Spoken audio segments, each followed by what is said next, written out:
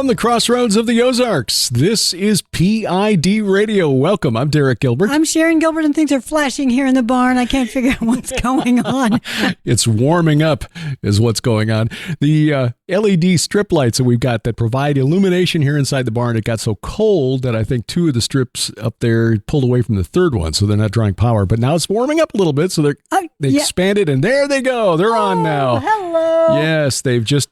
Boy, that is just really strange. Got to get up there with the ladder, I think. Yeah, just kind of make sure they're tightly connected. That was weird. Yeah, when you came in and closed the door, they flickered on and off for a second and stayed off. And now, again, as the sun warms the barn, as the sun comes up over the cabbage farm, we are now fully illuminated. Not in that way, though. But not in that way. Just have some nice bright lights. Oh, yes. And we have lights in here, and we are in the barn in a nice, warm barn, by the way, because of you. And we want to thank you once again for that. Thank you for making Build Barn Better a reality. We have a workspace here that we can use. Grace has come out to work with us. And once again, Grace, the rescue dog, is... gracing us with her presence. Yes, she always does. I know. Whenever she's present, she is gracing us. I know. Many of you have been following Grace's jokes on Facebook. And if you haven't been, you really need to go on there. Grace shares one every evening. She does. And they are what you would, they fall squarely into the category of dad jokes. Grown kinds of jokes for grown-ups. No, they're just, you literally will groan when you read them, but they're great family jokes. Yes, well, that's why they're called dad jokes. It's a way for me to relax in the evening as I, find out which jokes she's recommended and putting them together in the meme format and sending those out through Facebook and other social media sites. But thank you for joining us. You can follow us at PIDradio.com, gilberthouse.org. Please download our app, gilberthouse.org/app. I'll explain why. Once really again, need it now.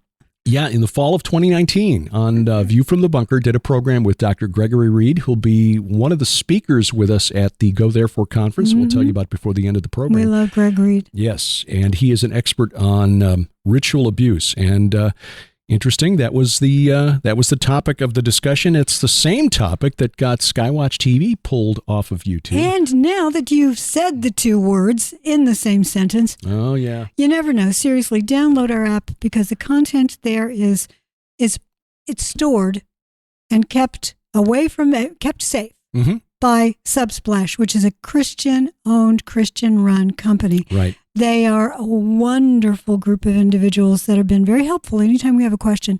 And one of the questions is, why isn't the RSS feed working on the blog part of the app? Yeah. When you go to the app, there are a number of tabs on the bottom, and one of them says blog. And until the last couple of days, it's worked. It's worked fine. Now, it may be that whatever I posted on Wednesday broke things. Yeah. And I don't know. I'll go in and I'll take a look at it, see if there's something in there that maybe should be changed or whatever.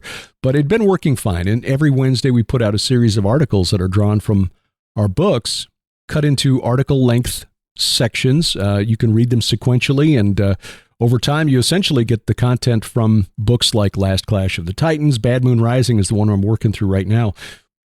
But you go to the blog tab right now, it's a white screen. So we've got a support ticket. It doesn't take a whole lot. So we've got a support ticket out there. But we have added a new feature to the mobile app as well. Yeah. When you go to the bottom right-hand corner, there's a new tab called Stream. And when you tap that takes you directly to our streaming video site that we always forget to talk about.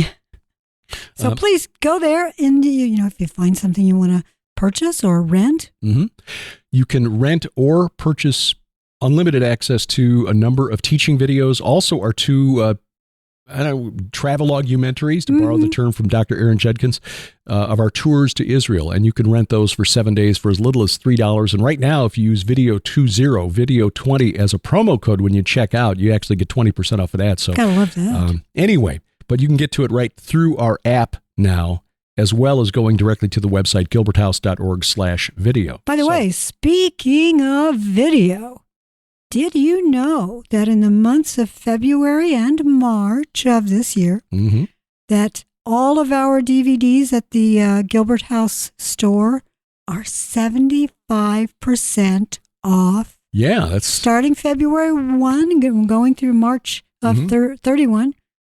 2 months. Yeah, we've been hearing crazy. from We keep hearing from younger people. Who's got DVD players anymore? Blu-ray. I stream everything. So those of you. That's great. As long as the internet is always working. Oh, I know. Yeah. Those of us who have DVD players, we're going to laugh one day. Yeah. We'll have the last laugh. DVD, so if you, Blu-ray, whatever. Yeah. Want to get some movies or whatever from us, DVDs to stream, to play on your DVD player, 75% off. Yep. That's crazy. Starting February 1. Essentially selling it for what we paid for it. Pretty close to it. Because we have a lot of them in some categories. So we're trying to make a little bit of space. So when we get more travel documentaries, we have space for those. Working on that. So we are trying to do both streaming and hard media, the physical DVDs, because you never know when that internet may be cut off. And that, even if it just goes down because you got a storm. Sure. Yeah. Got a DVD player, you can watch movies with your kids. That's how it used to be back in the day when it was VCRs. Oh, VCRs. Oh. We used to have a VCR too.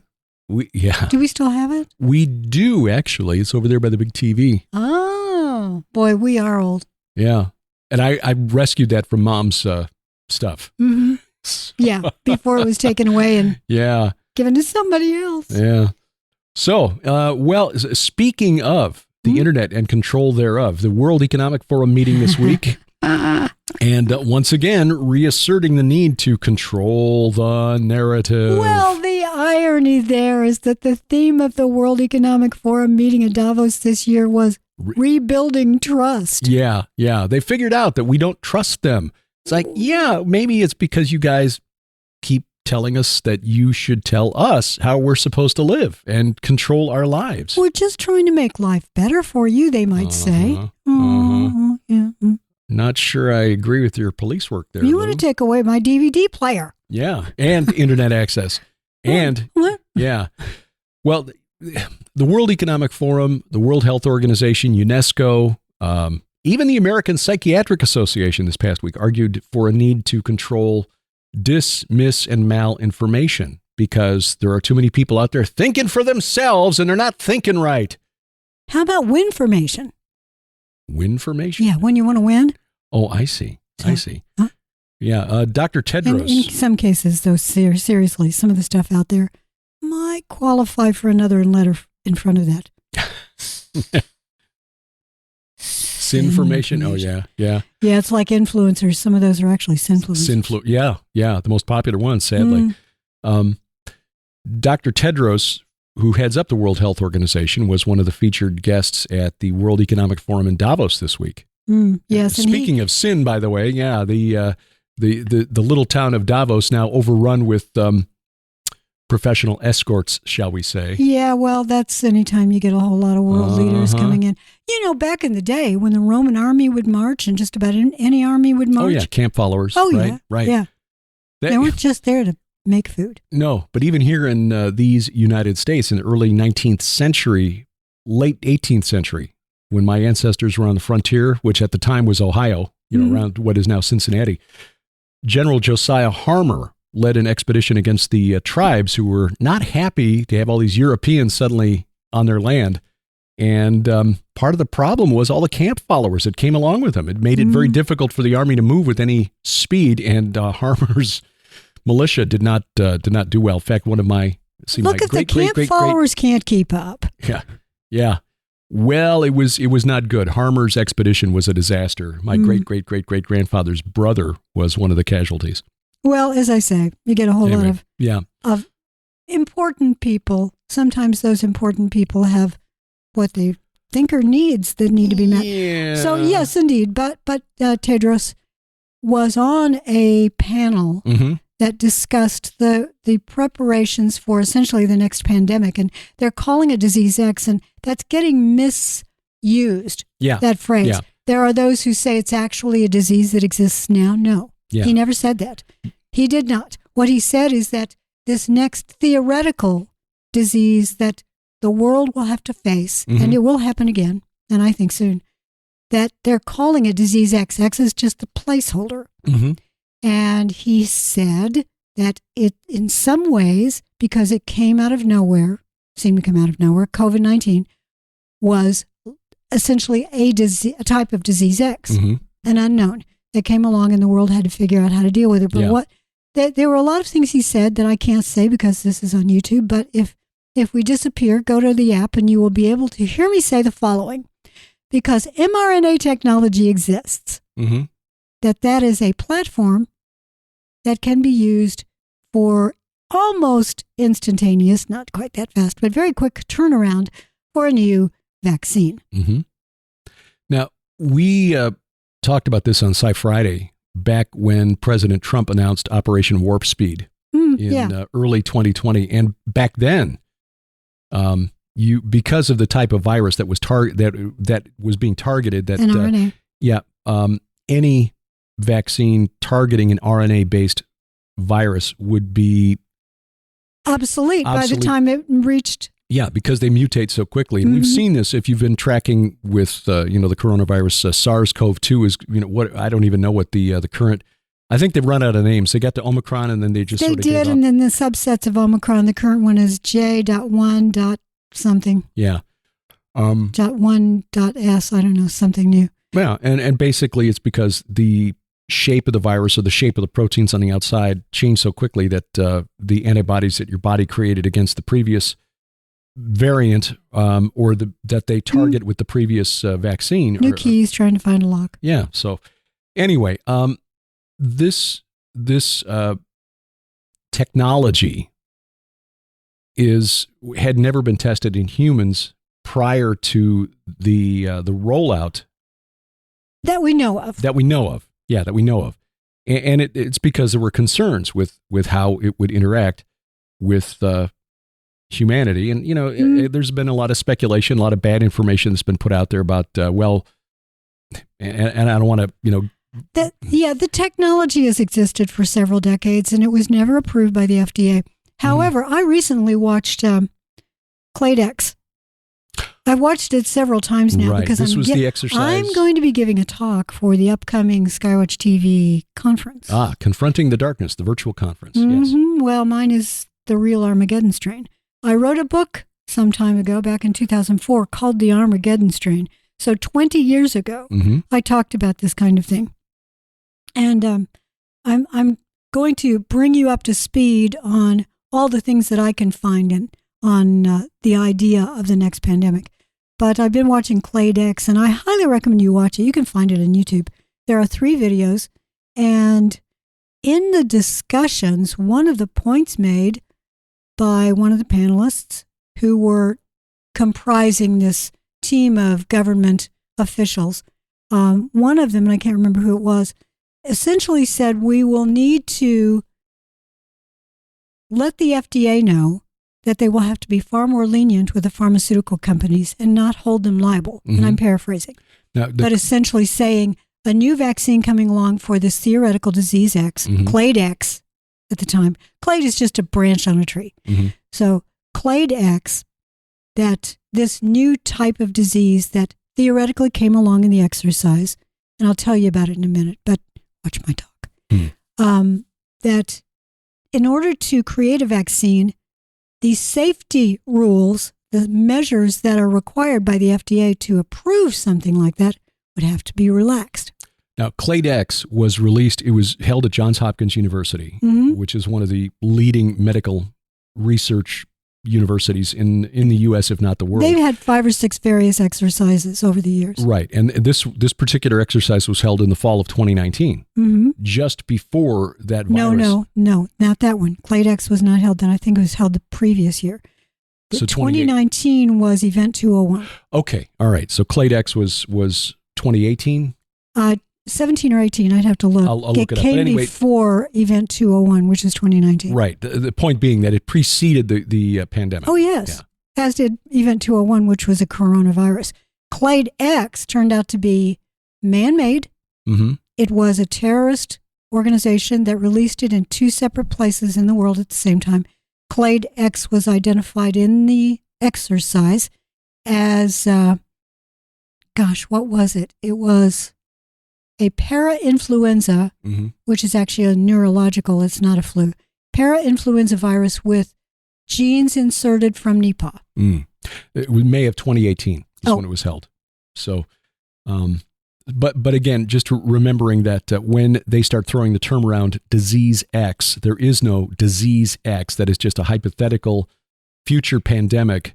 But what they're trying to do is, and we will say this, that having government workers, bureaucrats, whatever, wargaming this stuff is not necessarily a bad idea. You'd like them to have thought through the problems before the problems are right up in their face and they have to, what do we do?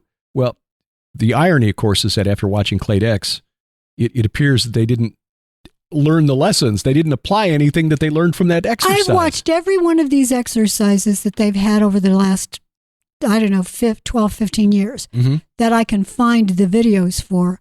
Otherwise, I have to read what they said. But they never follow. I mean, they come up at the end, okay, these are the things we've learned. And then they forget them. And they have to learn them again. Right. But they did seem to apply that particular lesson regarding the FDA and relaxing the approval process, which is exactly what happened. Yeah.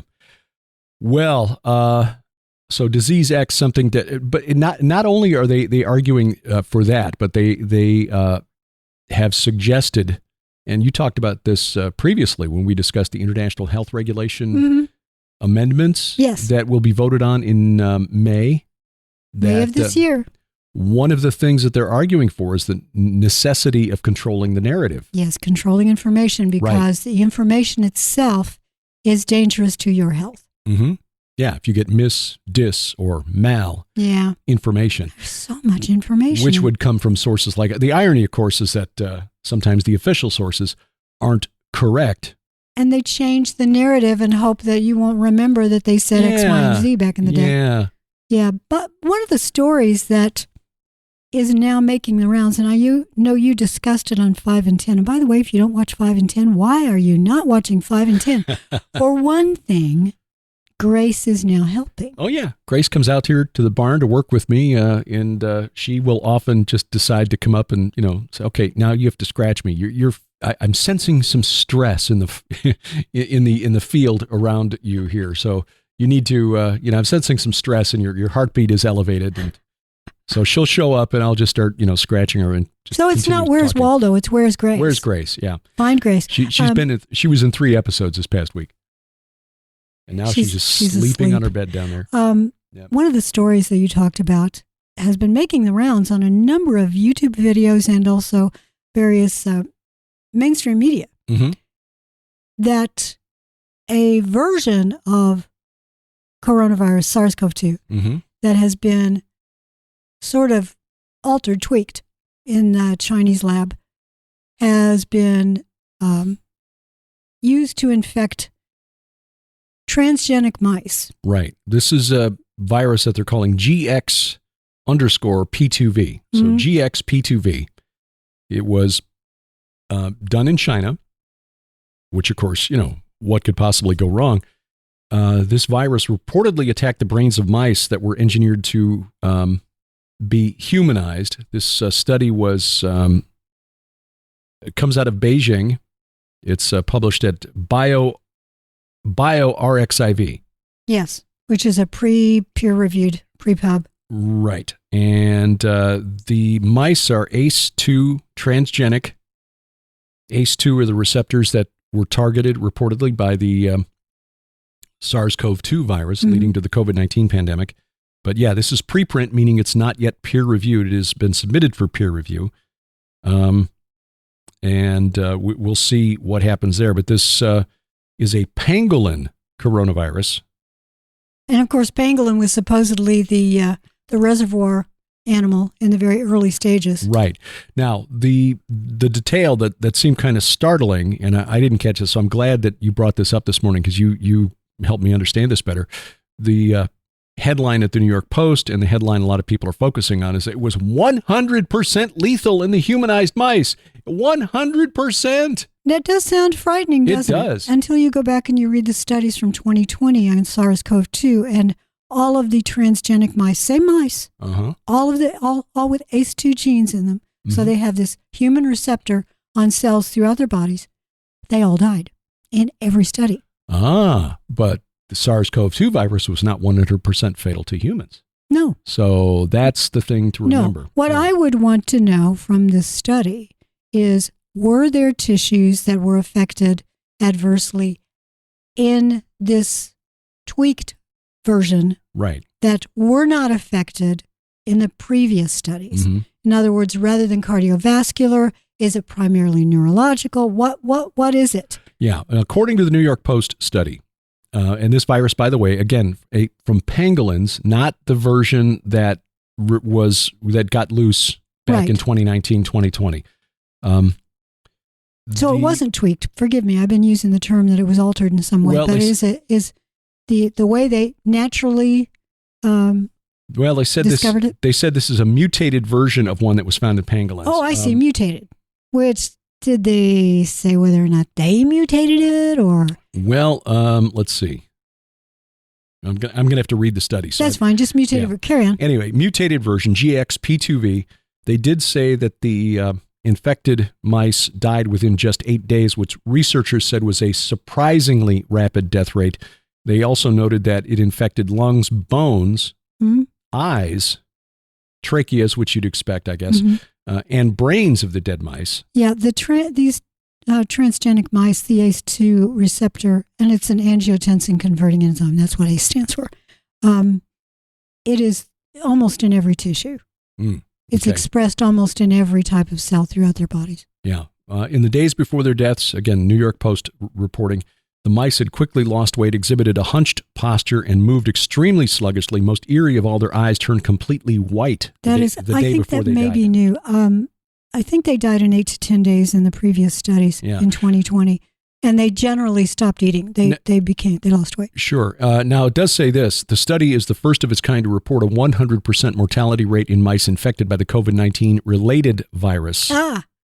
Far surpassing previously reported results from another study. Now, okay, again, so they're saying this is a related virus. Of course, it's a SARS-CoV-2, but it's from a different species and it's mutated. Exactly, yes. It is a cousin of the virus that actually got loose in the wild. Again, this is from pangolins, not from bats.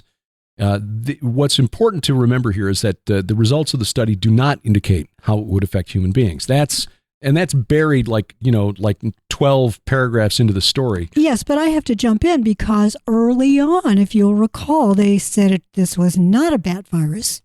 Yes. So that lady had nothing to do with it. Right. This was a pangolin virus. Pangolin virus, right. The worry here expressed by... And by that I mean COVID-19. Correct, yes. They're calling it a COVID-19 cousin, but you could also say that about certain strains of the common cold because it's a coronavirus. Yeah. Yeah. Francois Ballou, who's an epidemiology expert at University College London's Genetics Institute, slammed the research as terrible and scientifically totally pointless.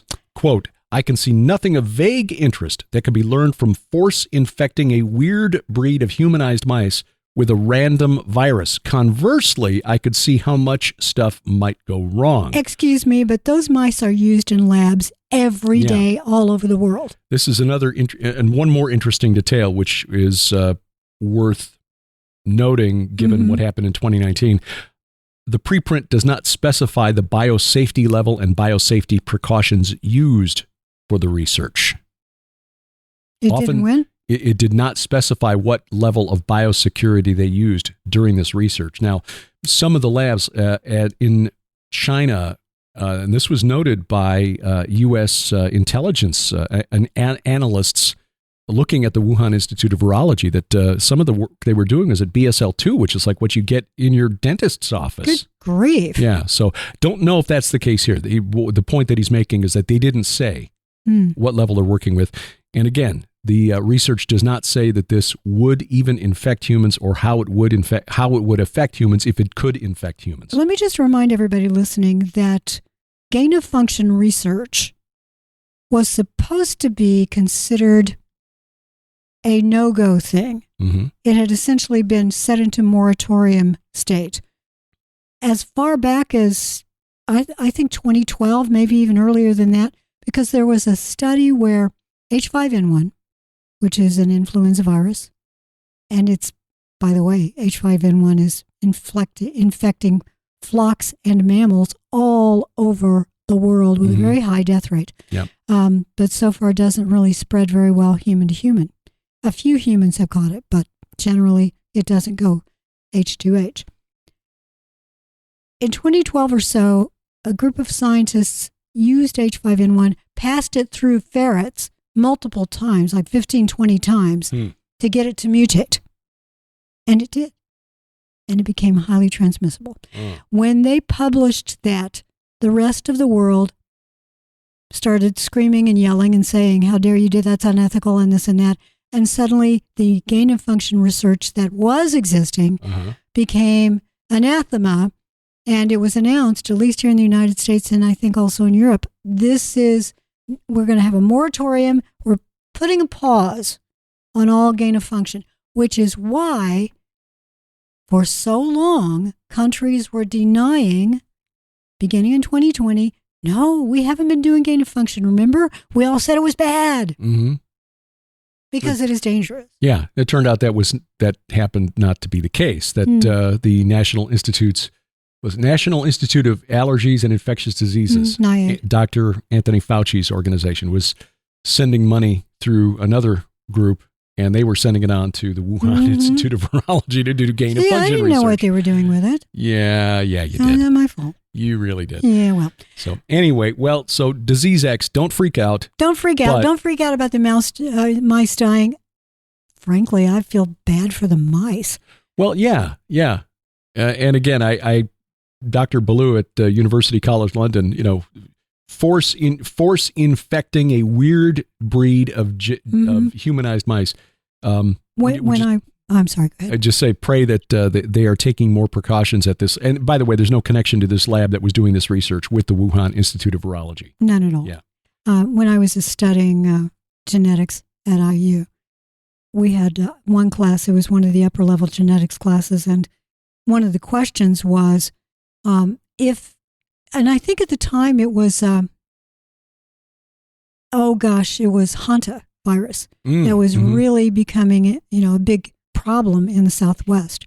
And one of the questions the professor asked us was, how can we transgenically alter a mouse for us to test Hanta?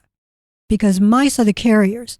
So how can we get it to mutate so that it's no longer transmissible to humans, or to make it less lethal, or to make it more lethal? He was giving us these theoretical, these thought problems. And of course, we were all really, that's really interesting. And I kept thinking, those poor mice. But it's also the idea of, how can we prepare for the future? Hanta was relatively secluded. Isolated. It didn't really branch out much beyond a small area. And there weren't that many people who were infected. As I recall, it had a really high morbidity rate. A lot of people got sick and a relatively high mortality rate. If you're unfamiliar with hantavirus, H-A-N-T-A, look it up. It was, they finally discovered, I think it was deer mice that were spreading it, and it was their feces that carried the virus. And as people were doing their spring cleaning, they were kicking up the dust and kicking up the feces from the mice that were just in their little trailers and their little homes, and quite a number of people became ill. That's the kind of thing that could emerge, and had Hanta become human-to-human transmissible, it could have been a real problem. It's mainly in the western U.S., hantavirus. Colorado, New Mexico, Arizona, New Mexico, Texas, but also California, Washington seem to be. The rest of the U.S., you find some cases, but it's in the less than 20 per year. But New Mexico, 119. Now that's the number of cumulative cases. Okay, so it's not per year. That's cumulative since 1993 through 2021. That's what I'm saying. So the number of cases is relatively low. Right. But dangerous enough that if somebody started messing with it, as in the Armageddon strain. Exactly, which is why when you ask your students, how can we alter mice? What genes would we need to alter in order to make them a test case for this virus or a mutated version of this virus? Mm-hmm. It's a tantalizing question mm-hmm. for a scientist, because the reason I went into science is I love God's creation. But not all scientists go into it for that reason. They generally really find it fascinating in the way Spock found things fascinating. And would like to play God. Sometimes. You know, that's very interesting, because one of the old episodes of P.I.D. Radio that I got loaded onto the app here from back in March of 2006. Oh, yeah. Boy, that was a long time ago. Yeah. And by the way, you can find those on the app under the classic P.I.D. Radio or P.I.D. Radio Classic episodes. We've got them divided into years. Go back to March of 2006. You'll find our first anniversary episode. Oh, that's right. March 6th. March 6th of 2005 was our very first episode. So, my goodness. But that week, we had a little puppy that we had brought home. Oh. Who turned out to, Java, who had... that's right. She had parvo. Parvo, right. And you were up all night one night with Java. So Nicole sat in, who was then she was then 16 years old, and so we discussed this very subject, because as a sophomore in high school, they had just done an experiment where they were swapping genes into the E. coli bacterium. Oh, the luciferase gene. Right, the luciferase gene. So they make them glow green. It was kind of funny because her good friend Tom Rust, who she's still friends with to this day. Oh, yeah. And now it's like, okay, he's married, he's got children. Oh, we remember when this little kid was, yeah. Anyway, he messed up the experiment, but their student teacher had then done something else. So Tom was off the hook, because the experiment would have failed because of Tom's mistake, but then the student teacher did something wrong and left it in the oven too long, whatever. So Tom was off the hook. Or something? Yeah, left it in the autoclave too long. Who knows? But the teacher asked them some of these questions. How do you feel about swapping genes into other creatures? And Nicole, at the age of 16, very wisely said, well, there's only one being who should have the power to do that kind of thing, and that's God. Mm-hmm. So, amen. Yeah. So you can find that episode in P.I.D. Radio Classic. But again, that's the kind of thing we've been talking about on our podcasts, and even prior to that with the Armageddon strain. And then, of course, you allowed me to borrow the plot device of that, the BioStrain chip, the delivery mechanism for this mm-hmm. modified virus for the God conspiracy, which was, I updated it and we republished it in 2020 because suddenly it was a lot more relevant than it had been. I know. I very nearly republished Armageddon strain because it's not available anymore. Nearly did that in 2020, but I thought, that's going to get me in so much trouble. I'm just not going to do that. I'll wait. Yeah. And I probably will. We probably will republish that eventually, but we need to take a break. We do. When we come back, I want to talk a little bit about the situation between, in the Middle East in general, but Iran and Pakistan, and why they are throwing, bombs at each other. What's going on over there, and why is Joe Biden not talking to Benjamin Netanyahu? Oh, apparently they haven't spoken since before New Year's. That's wow. Yeah. Well, more P.I.D. radio straight ahead.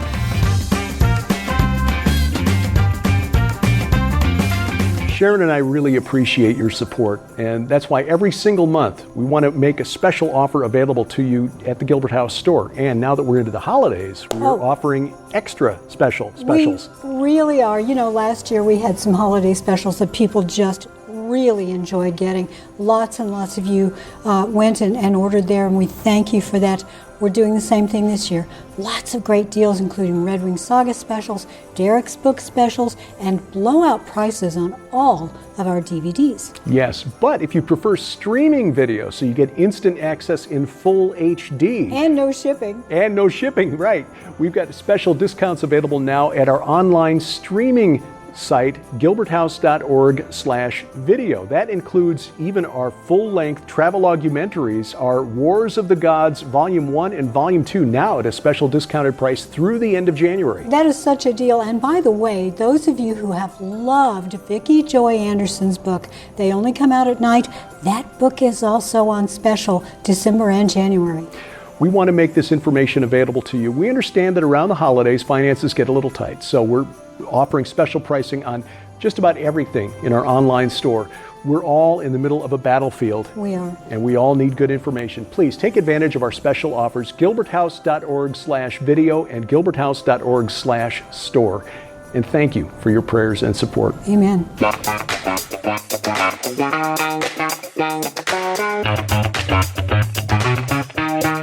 Welcome back to P.I.D. Radio. I'm Derek Gilbert. I am Sharon Gilbert, and Grace Gilbert is down there on her little bed.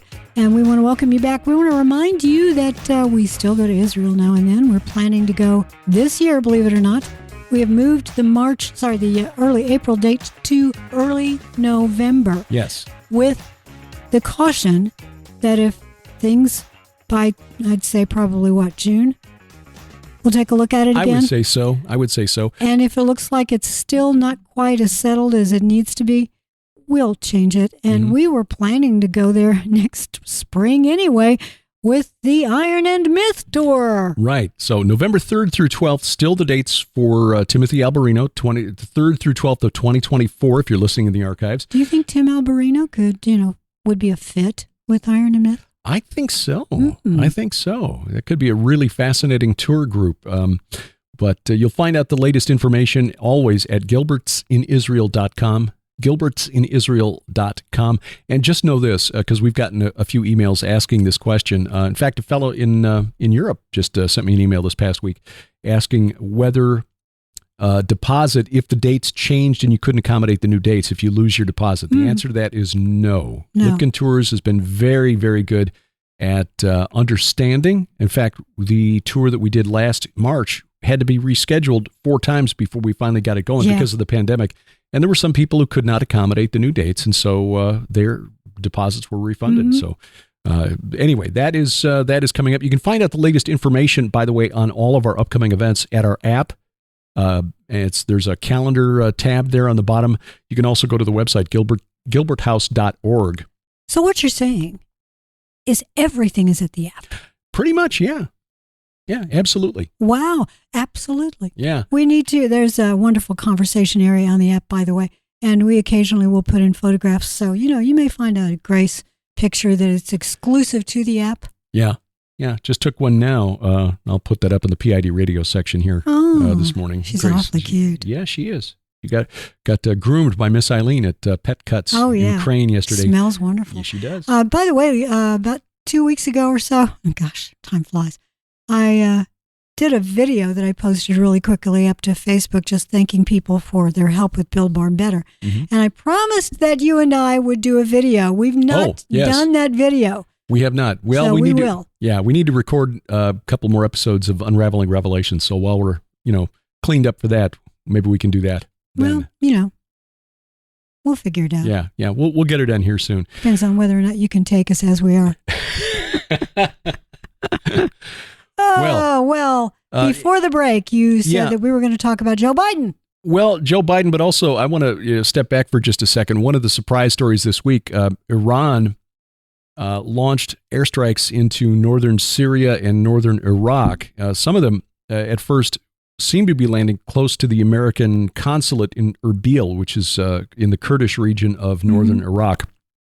And there have been more than 100 missile launches at American bases inside Iraq and Syria since October 7th, mainly coming from Iran-backed militia groups inside Iraq. There were those inside the U.S. military who, as far back as 2001, were saying, don't attack Iraq. If you take down the Sunni strongman Saddam Hussein, you will let the Shia majority turn Iraq into Iran's new best friend. And that is sort of what has happened. You've got these Shia militia groups there that are supported by Iran. There are other dynamics at work there. And this is, I think, one of the things that we in the West don't understand very well, self-included. Raising my hand, yes, Mr. Gilbert, because the info on X today, formerly Twitter, is that 21 seconds ago this came in. The Islamic resistance in Iraq has now claimed responsibility for the rocket and possible ballistic missile attack earlier on the Al-Assad air base in western Iraq that resulted in several injuries to Iraqi and American military personnel. Right.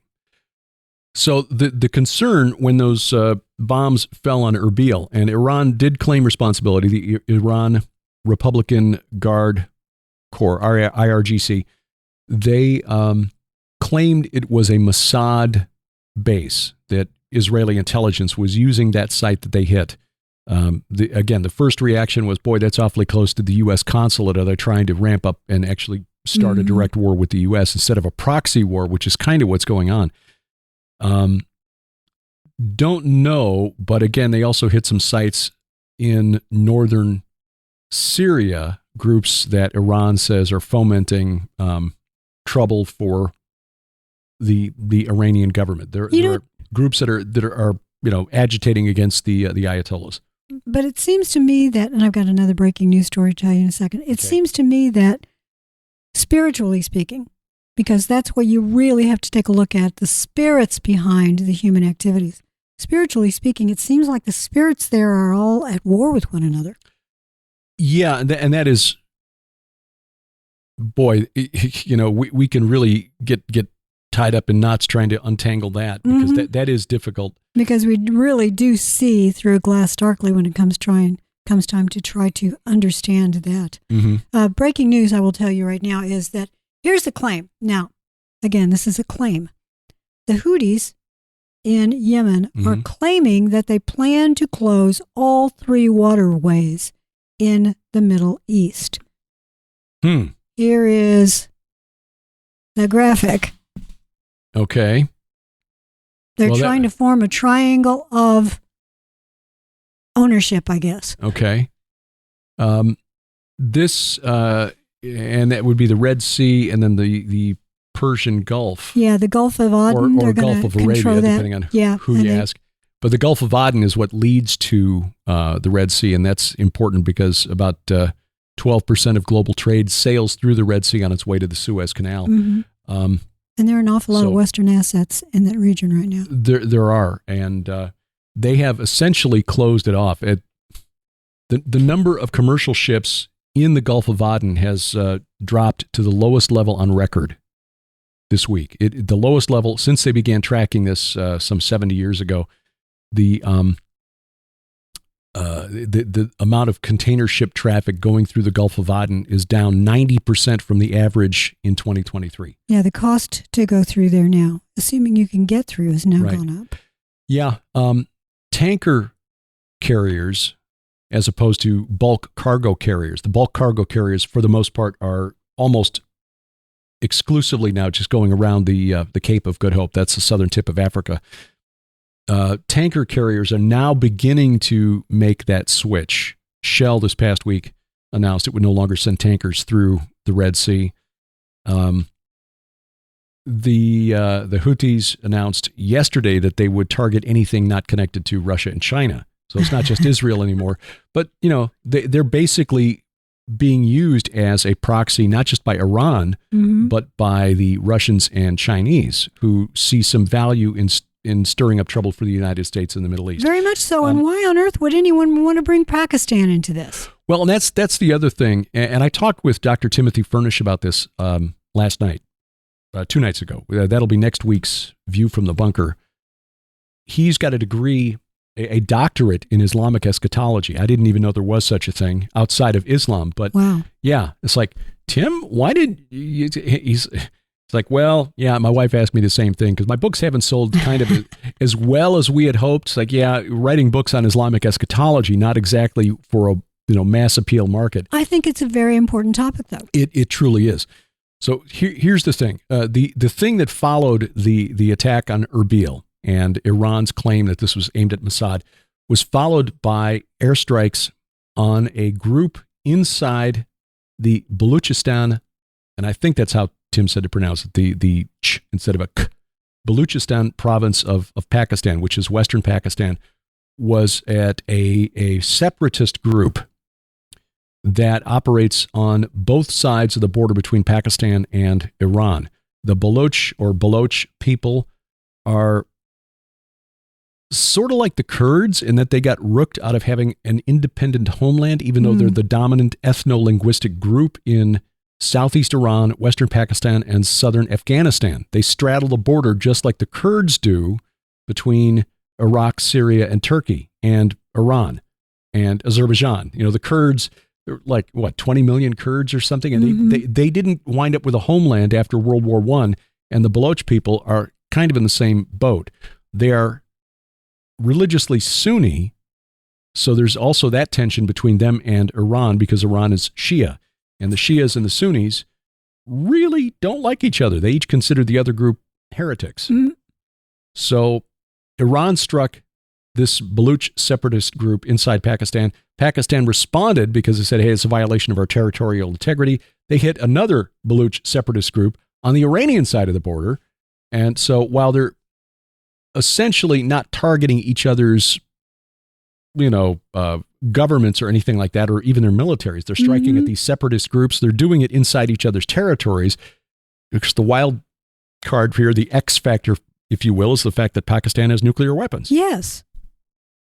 So, good grief. I know it's really kind of wild there. And then you get into other differences, and I talked about this with Tim, so I won't, try to let him redo the whole conversation. But you've got various strains of Sunni, Shia. I mean, the Sunnis are not as mystical as the Shias tend to be, but the Shias then have different strains. Most of the Iranians are 12er Shias, believing that the last legitimate caliph or imam was the 12th imam, who was the little kid who went into occultation, and like King Arthur, he'll come back in the hour of Islam's greatest need or whatever.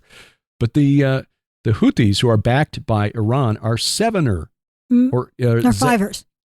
5ers, yes, Zaidi Muslims. So they believe that the last legit leader of Islam was the 5th imam, and then you've got the Ismailis, who are mainly in Lebanon. Those are the 7ers. So it's really very complicated, and you need a PhD in it. And then you've got the ethnic differences, because you got Pakistanis who are not Persian, who are not Arab, who are not Turk, who are, so, and none of those ethnic groups really are friends. So there's a lot of moving parts here at play. And then in the midst of all this, of course, you've got the Israel-Hamas war. And apparently, according to a report in Israeli media, Joe Biden and Netanyahu had been speaking just about every other day since October 7th. But in late December, Biden, she found a sunbeam. How about that? There we go. Wow. Yeah, I'm glad I pulled those curtains back. Yeah, me too. Biden and Netanyahu were speaking. Biden wanted the Israeli government to start paying the tax revenues that Israel collects for the Palestinian Authority. It is Israeli Arabs who live in what the world calls the West Bank. That's Judea and Samaria. They pay taxes to the government of Israel. Israel remits that to the PA. And when this whole thing started, under the pay for slay law passed by Israel, where the Palestinian Authority pays the families of guys who commit terror acts, the Israeli government decided to hold up those payments. Well, I can understand why. You're taking the money that we're giving you. Right. And you're using it to kill our citizens. Yes. Yeah, to why reward would we fund that? Exactly. Well, Biden wanted him to give up the money, and Netanyahu said he wouldn't do it. And so Biden reportedly said, this conversation's over, and he hung up on Netanyahu, and they have not spoken in a month. Now, add to that Anthony Blinken reportedly, in his most recent visit to Israel, in a closed-door meeting with Netanyahu and his war cabinet, tried to lecture them on the state of Gaza after this war. Your dream of a Hamas-free Gaza after the war is pie in the sky. And I've got to think that those guys who've been dealing with Hamas and Fatah and the PLO for most of their adult lives are looking at Blinken and like, who do you think you are? Exactly. So it would be very, very difficult to completely eradicate an ideology, particularly when it's still being taught to children. You have to stop that education in order to start there. But yeah, Blinken had no business saying that. He did not. And so it is showing a fracture between the U.S. and Israel, which is disturbing, but not surprising. If you have never been to Israel, whether you go with us or not, go there. Just go there.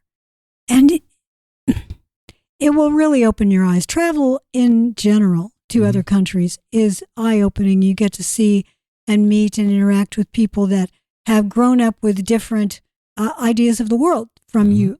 And I think it's really a good idea to speak to people from different faith backgrounds as well, to hear their side of things. It doesn't mean that we are wrong. Yahweh really did create the universe. He spoke everything into being. Jesus really did die for all of our sins, and he is the Savior. He is Messiah. He is the true King of this world. In the meantime, there's a pretender king that's roaming around like a ravenous lion.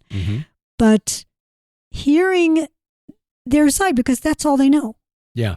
It's so important to actually hear that and to speak to people and realize that all they want is a peaceable world. Their likes, their dislikes are very similar to your own. Yeah. But Israel, oh my goodness, that land, to see the archaeological sites, to stand in those sites, and they're under threat. Yeah. It's more than just the villages, those sites themselves that prove the existence of Israel thousands of years ago. They are in danger. Right. Aaron Lipkin posted a video to Facebook here this past week. He visited the site of Joshua's altar for the first time in several months and found that, as had been reported, there was graffiti that had been spray painted on the stones, the reconstructed altar of Joshua there. But beyond that, tires had been set on fire, burned in the middle of the altar to try to desecrate it. Yeah. Well, okay. Yeah. You're heaping. Yeah. Well, I'm not going to try to speak for God. Will God judge that? I don't know. I think God is going to judge on the heart, and no one comes to the Father except through the Son, Jesus Christ. Right. It doesn't matter what you are, Jew, Arab, Anglo, whatever, African, Chinese. It doesn't matter. You've got one doorway to go through, and actually that doorway is the one that you open to allow Him in. Hi, Grace. Hi, Grace. She put her paw up on my Dad. You're getting a little agitated here. Just calm down. Are we close to an hour already? But this is, I think it's folly. Okay, yeah, the things of this world will pass away someday, and those who think that somehow they are going to prevent Messiah's return, like those who years ago decided to put an Islamic cemetery just outside the eastern gate. No, to that's not going to stop him. Yeah. Come on. It is all you can do. Yes, it is aggravating that they would desecrate an archaeological site, especially one that is so historically and theologically important. But at the end of the day, you just have to pity them because they think somehow they've done something really significant when God, Psalm 2, He who sits in the heavens laughs, He holds them in derision. And that's really that's a good way to end things. I know that we've talked about many, many things that I'm sure you're sitting there and you're concerned about them. And you should pay attention to them, but don't become so caught up in that that it makes you fearful. Yeah. Let it arm you, because now you see some of the enemy's plans. Let it arm you for how to deal with it, spiritually arm you. And Psalm 2.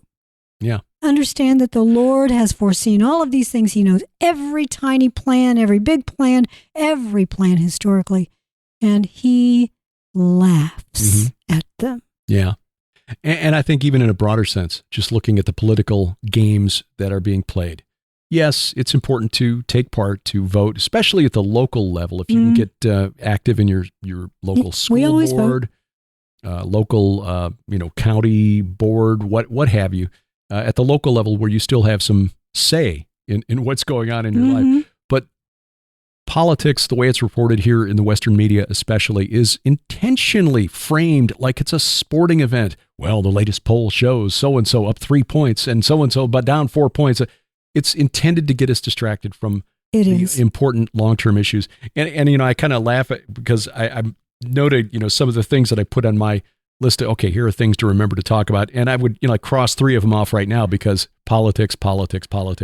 Again, not unimportant because the politicians do dictate how we can, things we can do. But at the end of the day, we're temporary citizens of this world. We are eternal citizens of God's kingdom. Exactly. I love that. We stand beyond the threshold. We've moved across the threshold. Our good friend Zev Porat has a new book out that discusses that, and it will be available very soon through Skywatch TV Store. But the idea of being part of the kingdom, that's big. Yeah. That is big. You are either part of the kingdom or you are not. Mm-hmm. And the kingdom may not be manifest visibly right now, but it will be soon. It will be soon. And you need to be ready. By the way, you said something about voting, and you know me, I think it's very important too. You won't change the world, but you can make a difference locally. However, because of the tour's dates this year, possibly being a problem for those of you who want to make sure you get to vote in person, hand that or scan your sheet of paper or whatever, however it is you vote in your. I miss the old machines. That you may miss it. In fact, I think we will be gone over the November 5th is is election day, and our tour would go off on the 3rd. Yes. Yeah. So we understand that you would rather not miss voting in person. So in the comments, it would be very helpful to us because we are still trying to decide whether or not to change the dates simply because of that. Mm-hmm. In the comments, if you can let us know whether or not you would go to Israel, assuming that you had the money, you wanted to go, would it stop you because the date's over, you leave, you might miss the in-person voting? Yeah. That would be good to know. We've asked this a couple of times, and it seems to be about 50-50. About 50-50, but I think that's enough that you've got half the people who said, no, I can't go. I want to go, was planning to go, but can't go. Yeah. This is more important to me right now. Yeah. So, let us know because we can, again, Tim Alberino can join the Iron and Myth Tour. That's we'll just add an extra bus. We will keep you posted and let you know about that as soon as a decision is reached. And again, the good folks at Lipkin Tours are very honorable, and they will not hang on to a deposit if you cannot accommodate. We love those people. Yeah. They're like family to us, and they've been very, very, very good with all of the many postponements we had to make over the past few years. Yes. And making sure everybody was well taken care of. We truly do love them. So pray for all of our friends over in Israel. You have probably friends, maybe even family, who live in Israel. But I think that we're about to see that conflict, we'll call it that, the war, expand.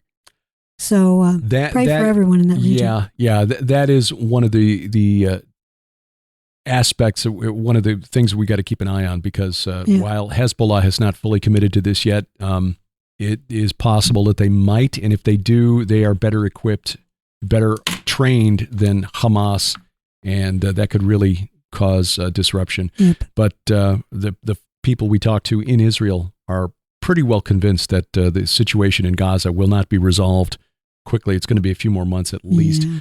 And then what Zev Porat told us when we saw him this past week is that it'll be months after that for Israel to get back to normal because they've had to call up so many people into the reserves that the economy is really limping along right now. So especially the farmers. They have no one to come in and, plant and harvest. Right. So check our calendar at gilberthouse.org, PIDradio.com.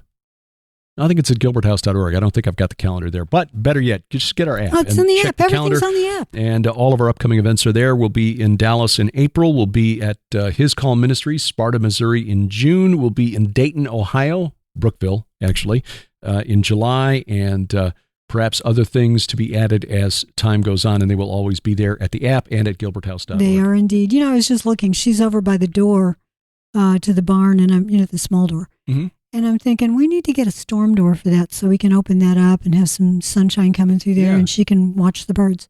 That's a good idea. She likes to watch the birds. We'll get Christ-powered construction on that. I love that. Yeah. So there. Well, tomorrow morning, Gilbert House Fellowship, our weekly Bible study. You'll find that at gilberthouse.org. Also through our app and our YouTube channel, youtube.com/@gilberthouse. And then tomorrow night, Iron and Myth. We talk about portals. Oh, whoa. Yeah. Yeah. Do the they very exist? thing we're writing about right now. Exactly. We have our cover, by the way. Oh, yeah. For Gates of Hell. We just saw the cover. Fabulous. Jeffrey Martis is a genius. And by the way, if you have not heard me announce this already, I said it last Sunday, I think, that the book 9 of the Red Wing Saga is going to be delayed. Mm-hmm. And I apologize for that. I am still working on it. I'm about 80% done. But because Derek and I had originally planned on publishing Gates of Hell on our own, well, Defender came along and said, we really want that book. So we said, oh, okay. When do you need it? Well, mid-March. Yeah. So, got to spend more time writing than talking. Yep. So that is my priority right now. Actually, you're my priority. I love you. I love you, sweetheart. You're cute as a little button. Oh. And Grace is like going, bleh. She loves you. She's a daddy's girl. She has turned out to be. She really is. Yeah. She's been very good. We are so blessed. Grace is far more calm in this situation than Sam would have been. Sam would have gotten very, anxious and started, halfway through this program, he would have been giving us the stare. I need to go out now. So we've been very blessed. Oh, yeah. But yes, she's been good for my health too. Mm-hmm. Getting me out there, getting me in shape, walking 3 times a day. The Grace plan. Yeah, just a little chilly out there today. Wind chill is at 0 degrees Fahrenheit. So hey, it's gotten warmer. Maybe later today, but not right now. Well, until next time, I'm Derek Gilbert. I'm Sharon Gilbert. Bye-bye, everybody. P.I.D. Radio is produced by Gilbert House and released under Creative Commons Attribution Non-Commercial No Derivatives 4.0 International License. Follow us online, Twitter @P.I.D. Radio or the P.I.D. Radio page at Facebook. Join us each week for our online Bible study, the Gilbert House Fellowship, online at gilberthouse.org.